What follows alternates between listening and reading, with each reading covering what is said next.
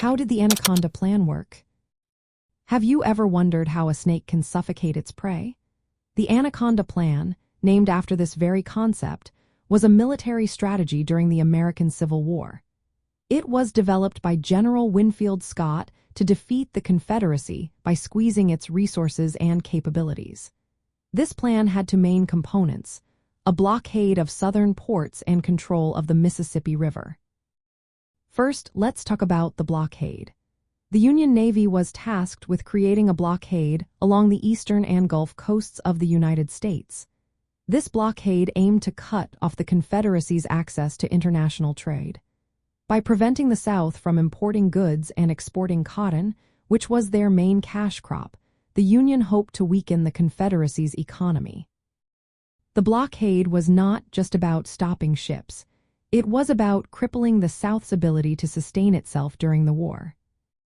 Next, we have the control of the Mississippi River. This was the second part of the Anaconda Plan.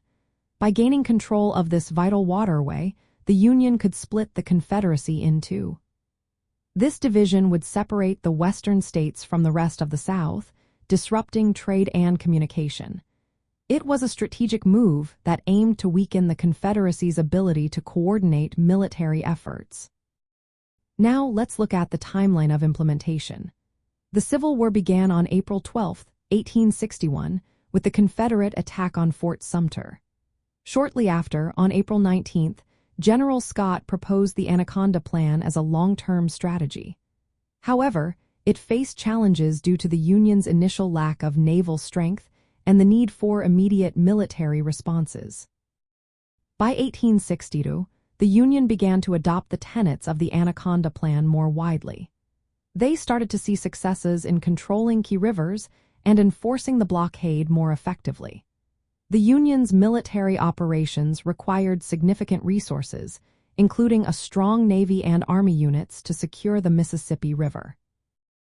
Despite the challenges, the blockade and control of the Mississippi River had a notable economic impact on the Confederacy. However, the Anaconda Plan was not a quick fix. It relied on a prolonged economic squeeze rather than immediate military victories. In summary, the Anaconda Plan was a strategic approach aimed at weakening the Confederacy through economic isolation and military control of key territories. While it faced obstacles, it played a significant role in the Union's ultimate victory in the Civil War.